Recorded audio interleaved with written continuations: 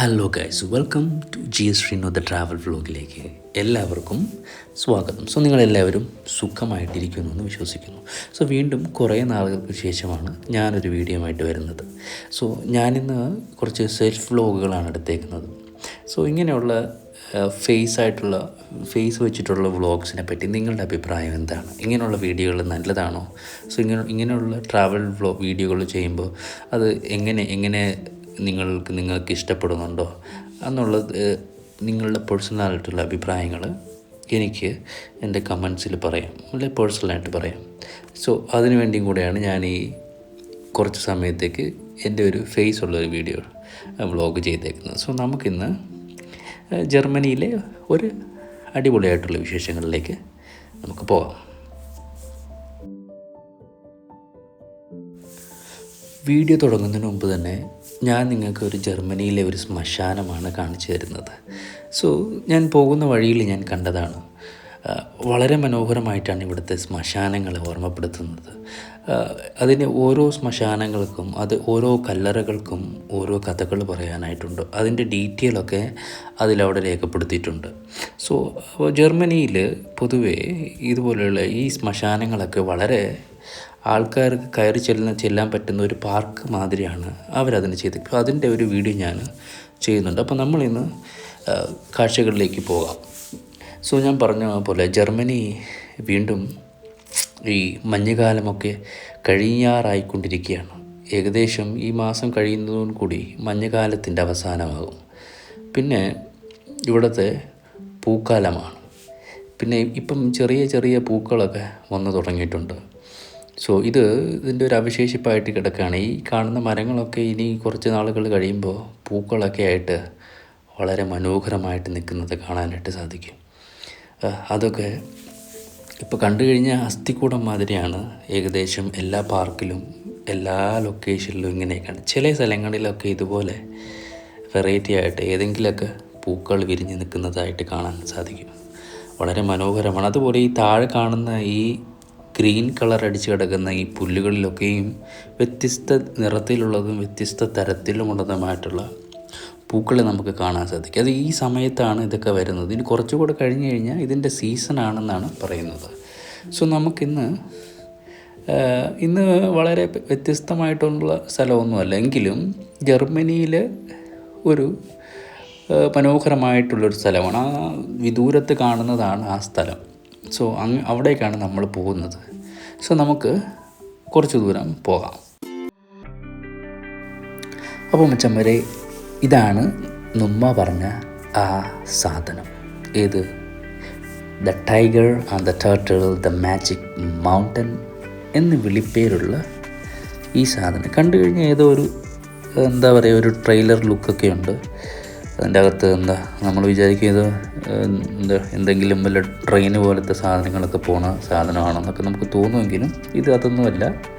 ഇത് absolutely the tiger and turtle എന്ന് പറയുന്ന ഒരു മാജിക് മൗണ്ടനാണ്. ഒരുപാട് കഥകൾ ഇതിൻ്റെ പുറകിലുണ്ട്.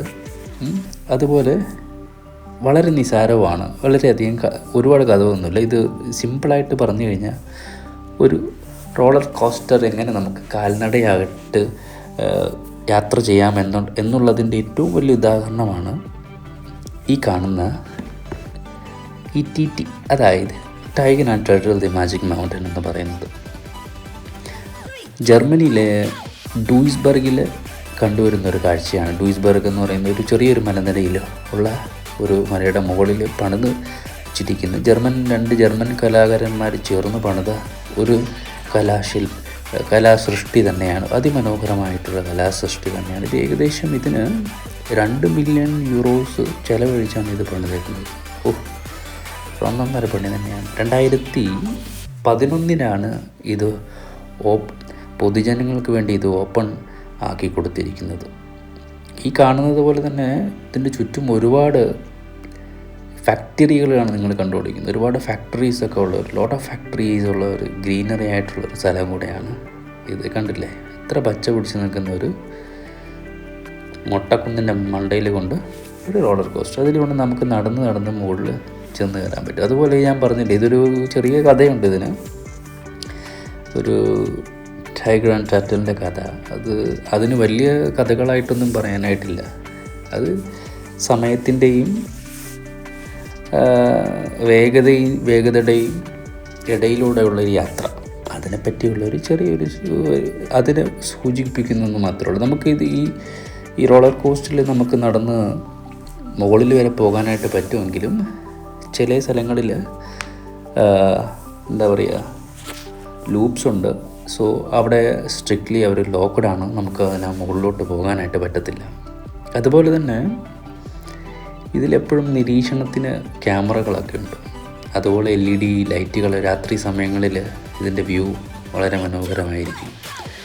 LED ലൈറ്റുകളൊക്കെ കൊടുത്തിട്ടുണ്ട്. അതുപോലെ തന്നെ 20 മീറ്റർ ഉയരമുണ്ട്. ഇതിൻ്റെ മുകളിൽ നിന്ന് കഴിഞ്ഞാൽ ഏകദേശം ഡൂയിസ്ബുർഗ് നഗരങ്ങൾ മുഴുവനായിട്ട് നമുക്ക് കവർ ചെയ്യാനായിട്ട് പറ്റും.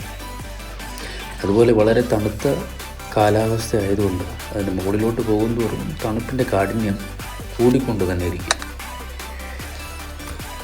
വളരെ മനോഹരമായിട്ട് ആസ്വദിക്കാൻ പറ്റുന്ന ഒരു സ്ഥലം തന്നെയാണിത്. ജർമ്മനിയിൽ നിങ്ങൾ താമസിക്കുന്നവരാണെങ്കിൽ ഒരു വട്ടമെങ്കിലും ഇവിടെ വരണം. ഒരു പ്രാവശ്യമെങ്കിലും ഇവിടെ വന്ന് ഇതൊക്കെ ഒന്ന് കാണുന്നത് നല്ലതായിരിക്കും. വളരെ പ്രകൃതിയോടിണങ്ങി നിൽക്കുന്ന ഒരു സ്ഥലം കൂടെയാണ്. റിയലി വളരെ സൈലൻ്റ് ആയിട്ടുള്ളൊരു സ്ഥലം കൂടെയാണ്. അതുപോലെ തന്നെ ഏകദേശം 249 പടികൾ കയറുകയാണെങ്കിൽ നമുക്കിതിന് മുകളിൽ ചെന്നെത്താൻ സാധിക്കും. അതുപോലെ തന്നെ ഞാൻ പറഞ്ഞില്ല, ഇതിൽ ചെറിയ ലൂപ്പ് ഉള്ളതുകൊണ്ട്